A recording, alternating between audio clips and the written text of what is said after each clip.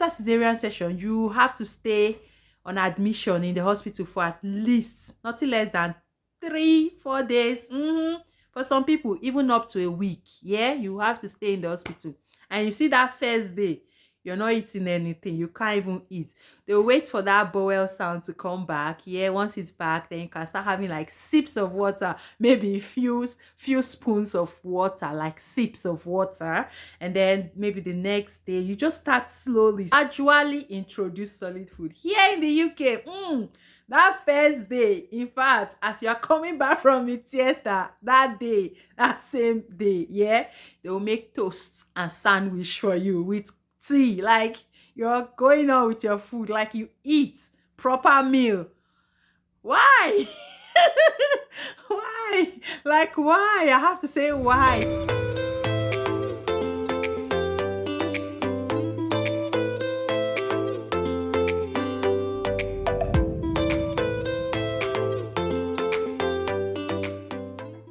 Hello guys, welcome back to my YouTube channel. It's me, the favored one. For those that are just coming across this channel for the first time, you're highly welcome. Yeah. Yeah, you will love it here, trust me, you will. Just hit that red subscribe button and join the family, okay? And if you're a returning subscriber, you're the best. Thanks for always coming back to watch my videos. Well, yeah, I've got amazing content, and that's why you're coming back, isn't it? Anyway, today we'll be discussing the difference in practice, I'll say, midwifery and nursing in Nigeria, and then midwifery and nursing in the UK. Well, I've been working here in the UK for years now, and I think I can tell some differences. Yeah, a lot of differences. Just keep watching, and yeah, you get to see differences, and you'll be like, wow. Yeah, I was like, wow. All right, let's get straight to the point. First of all, I'll start by saying, for me, I registered or I trained as a nurse and a midwife. So I studied BSc nursing back in Nigeria, and that covers nursing, midwifery, and public health. For those of you that don't know, yes, it covers all of that. So the course is for 5 years, then after which you do an extra year national service and 1 extra year of internship. So altogether is a 7-year training. Right. After which I started working. You get a job. You can work as both a nurse and a midwife, right? You play the role of both nurses, yeah, and midwifery, right? Like you're a nurse and a midwife at the same time. When whichever role presents itself, you go on with it. You understand? But here in the UK, you have to choose one. Well, there are few people, because I've met someone that said she's trying to shuttle being a nurse and a midwife at the same time, but it's very hard and it's very rare to see one person practicing as both a nurse and a midwife. Here, you register with the NMC UK as either a nurse or a midwife. So when I came to the UK, I registered as a midwife. Okay, I'll tell you why I chose midwifery in another video. Yeah, if you want to know, ask in the comment section, then I'll do a video for you to tell you why I chose midwifery. Okay, now back to our story. So here in the UK, you have to choose one. You register with the NMC, that's the Nursing and Midwifery Council of the UK, as either a nurse or a midwife, and then you do the exams, which include the CBT or SKI, and if you need English proficiency, then you write it, and then you get your PIN. Now, before you start practicing, right, before you get your PIN, because you write your exams, you have to wait for the results and all of that. So you have to practice as a pre-registered nurse or a pre-registered midwife. Now, I'll be focusing more on midwifery because that's the field I'm currently working as. I'm currently registered as a registered midwife here in the UK. Okay, so when I started working, I was a pre-registered midwife, right? When you are a pre-registered midwife, you don't do certain, in fact, most procedures. Yeah, you just be watching everything you're watching, no matter your years of experience. In fact, that's another major difference. If you like, be a matron or an in charge while you're in Nigeria. Yeah, I'm using Nigeria basically because, of course, that's where I practice. I've been practicing before I came to the UK here. So, if you like, be the in charge back in Nigeria. When you come to the UK, you mellow down. You starting afresh. Trust me, you start afresh from the lowest band level. Yeah. So either as band 3, which is the pre-registered midwife, and then you level up. When you get your PIN, you become a band 5 nurse or midwife. Yeah. So as a pre-registered midwife or a pre-registered nurse, you're not allowed to do certain procedures, and that's because you've not gotten your PIN, right? You need to do the OSCE, get your pass the exams, and then you wait for some time before you get that PIN. When you get your PIN, you are now responsible for your actions. Yeah, is that serious? Like, nobody wants to be held responsible for any of your mistakes. Here in the UK, that's also another major difference. You see, the legal aspect of practice is a big thing here. Yeah. So if you're not here, get ready for that. Be prepared. You need to be extremely careful with your practice. Don't act negligent. Back in Nigeria, there's a lot of negligence, I don't care attitude, which is a no-no for me. So here, that legality is real. Like, you are responsible for your actions, you're responsible for whatever you document, you're responsible for any mistake you made, and that could lose you a lot. I won't go into details, like, I don't want to even say much, but you need to be careful. Yeah. So after you get your PIN, you now become a midwife or a nurse, right?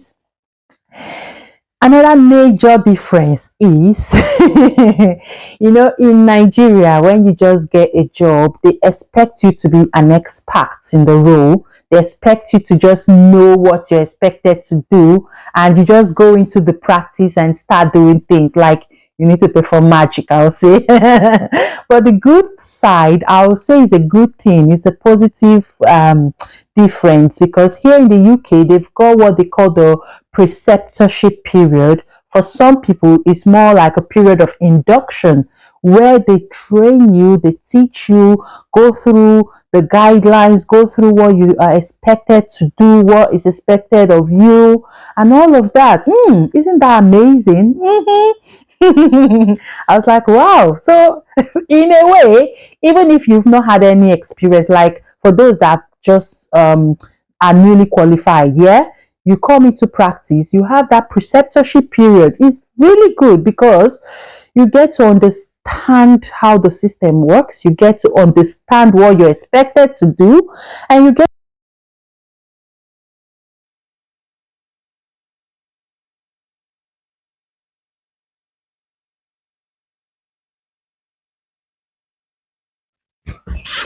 guys, you'll not believe. You'll not believe I've been recording, and this my microphone was not working. I need to hold it now. Let me hold it so I can be looking at this light in case it goes off again. Come on, I've been talking, gisting you guys about these differences in practice, only to realize this microphone is not working. This is all because I want to give you guys quality audio, quality sound. Though. All right, let's get back to business. So yeah, where did I even stop? I was saying the preceptorship period, it gives you this like confidence. Exactly. Even if you're a newly qualified midwife or a nurse and you come into practice, you will know what's expected of you. You must have had that preceptorship period where you watch others do things, and yeah, before you even start working independently, you have to, like, okay, say yes, I'm ready to be signed off my preceptorship period, and then you start working independently. It's a very, very huge difference, because back in Nigeria, You're expected to just know what to do instantly. That very instant you're starting the job, like just know, get on with it, do your magic. Yeah. So another big difference in practice is one-to-one care.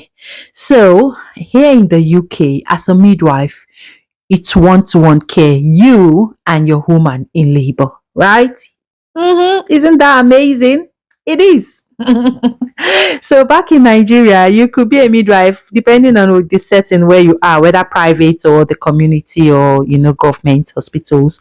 You could be looking after 5 women in labor. So it's up to you to prioritize, know who is pushing, who needs more attention at a particular time, and all of that is a huge difference. Yeah, it is. And another thing is, back in Nigeria, when we trained, we know some of these sophisticated equipment and instruments and gadgets just in textbooks. Yeah, we just see the pictures. Example, the CTG. When I came to the UK, I was like, "Whoo!" So I'm going to be using CTG now. Like, how am I going to even know what to do? Well, you see the importance of that preceptorship period. They teach you, they show you. In fact, they do trainings here in the UK. They do a lot of trainings. If they realize any area that an individual needs to improve on, they organize these trainings. There's one called FITA monitoring. They teach you how to use the CTG, how to interpret, how to recognize any abnormalities. That's really, really nice and amazing. It is, yeah, because it's a huge shocker for me. I'm so happy that now I even teach people how to use the CTG, how to interpret, how to recognize any deviations from normal. Yeah. All right. Okay. So it's a huge difference. Like we use the CTGs here and it's one-to-one care here. If your woman in labor have a baby and you've still got time, your shift has not come to an end, then you might have another woman. So you see, it's one-to-one, but don't think we're enjoying. It's a whole lot. It's a lot of work. Like, let's not even go into that. But yeah, it's still better. Yeah, because you're giving this total care to the woman. Another major difference is consent. Consent is a very big thing here. Like it's a very huge difference for me because back in Nigeria, if a woman just come needing care, will you start saying, please, can I take off your clothes so you can push? Can I do the sincerely, I think we need to imbibe that attitude because it's nice. You know, we just like imagine in an emergency situation, you're trying to save the woman, save the baby. Here in the UK, whether emergency or not, you must seek consent for every single thing you're doing before you move a woman, before you change her position, before you check her, before you examine. Everything requires informed consent. And that's why here in the UK, you see any procedure, you need to know what you're doing. You don't just go there. Back in Nigeria, we have people that they'll just come before they are midwives. Here, you must understand what you're doing, that procedure. You must understand every detail because if you are doing yourself, if you don't understand the questions they will ask you, nobody will tell you to go and study and know what you're doing because they will ask you questions. You can't just go and be performing a procedure without explaining why you're doing the procedure, the reason, like what you're going to do, explain every step and why you're going to do it, what could be the side effects and all of that. Yeah, you have to explain. So informed consent is a huge difference because back in Nigeria, yeah, we do, but it's not as serious as it is here in the UK. And basically, it's because of the legality, like legal actions here in the UK is a big thing. You need to be careful. You need to be extremely careful because if you make any mistake, you're losing your pin, you're losing it. Yeah, you're in big soup. You're in trouble. So just be careful. Document everything you do. Make sure you seek that consent and all of that. Another huge difference is, the different specialities and all. Like, I'll say division of labor. Back in Nigeria, as a nurse or midwife, you're literally everything. You're the admin, you're the reception. Except those other posh hospitals that have got different departments. But you're the one that will receive. I've worked in a hospital where I receive the patient, I look for your file, your notes, I admit you on the, if there's system to admit, I admit you. We do literally everything. Do you understand? Well, yeah, in the UK, you see, you have the receptionists, those that will sort out your files and all, they bring them to you. We have the support workers or healthcare assistant that will do the observations and all of that. That's really, really good. Okay, even as a midwife, maybe you're looking for a woman that you're looking after a woman that is diabetic. We've got diabetic specialist midwife who will come, to review, do her own bits. Like, the care is amazing. It is, yeah. It's a huge difference, yeah. Another major difference is, here you have the conducive environment. Like, the environment is more comfortable. You have all your equipment, not too much stress. There is a little bit of stress, yeah, but I can't say it's too much because you've got things to make the work be easier. Unlike back in Nigeria where you improvise almost everything you have to improvise. That you can imagine, it's tiring. Yeah, it is. Another thing is even the fact that here, if you're going to, like, when you start that job, they tell you this is the exact date you receive your pay, your wages or salary, whichever one you understand it as. No missing of dates. That day, 12 a.m. or midnight, you receive tadam alert. Yes, that's how you'll be working and you'll be happy, smiling. Yeah, they smile a lot too. You have to smile. Back in Nigeria, we have nurses and midwives that their faces always always like straight face and all. Here we have some of them. Yeah, yeah. We do, but a lot. You need to smile. In fact, you have reasons to be happy. Come on, you're getting good pay. Well, we have bills to pay. We have bills to pay. Okay. But in Nigeria, you don't have all the bills that we have here to pay. In Nigeria, have you heard of TV license before? Council tax. Let me not even start mentioning. But yeah, you're happy doing your job because you get paid, no delayed payment. Like back in Nigeria, sometimes they delay your pay, you stay months without receiving your wages. It can be annoying and it can be frustrating, and that's why you see sometimes these nurses midwives are working but they're angry, they can't deliver that care happily. Another major difference is, like I don't know if I've mentioned earlier, they've got guidelines and policies for literally every procedure. Yeah. So it's good because at least if you've got a situation, maybe a woman that comes in, the struggle is real. Can you hear me? Let's check. Well, I think I have to round up now. My microphone is failing me. I said, let me give you people good care, good sound, good everything. And then microphone is not just cooperating with me. Can you hear me? Yes. If you cannot hear me, increase the volume of your phone. Okay.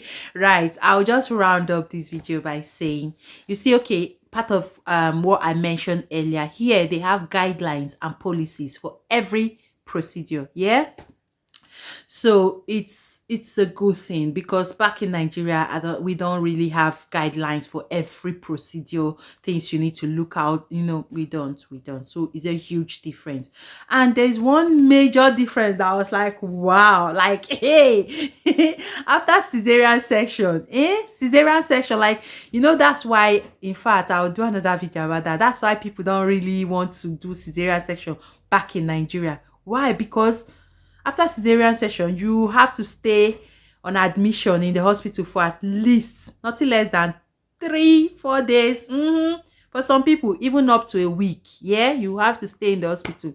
And you see that first day, you're not eating anything. You can't even eat. They'll wait for that bowel sound to come back. Yeah, once it's back, then you can start having like sips of water, maybe few spoons of water, like sips of water. And then maybe the next day, you just start slowly, start with like liquid diet, something really like tea, you know.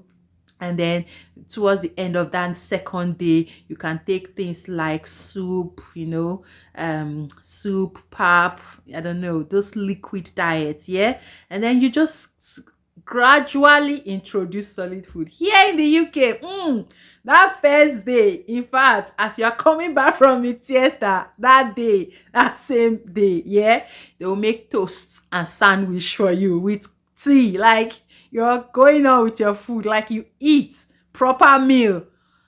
Why? Why? Like, why? I have to say why, because it's a big shock, like it's a huge difference.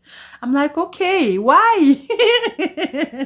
But it is what it is. It's happening. They eat right immediately after section. I don't know if practice has changed in Nigeria, but all the period of time I worked and practiced as a midwife in Nigeria, we don't advise women to eat like proper meal immediately after cesarean section. But here in the UK, it's different. So guys, thank you for watching the video up until this point. I've got whole loads of differences for you, but I'll bring this video to an end here. Thank you for watching up until this point. You deserve that. I'll see you in my next one. But don't forget to like this video. You're going to support me when you click that thumbs up. Yeah, click on it so you like the video. Share it to those friends you know they might enjoy this video. And yeah, subscribe. You don't pay for subscribing to my channel. You don't. You know, some people are scared. Oh, if I click subscribe, they'll be debiting me every month. No, it doesn't work that way. Okay, come on, hit that subscribe button. Okay, just join the family. When you subscribe, you click on the bell close to that subscription button there, and anytime I post a video, you will be notified. Okay.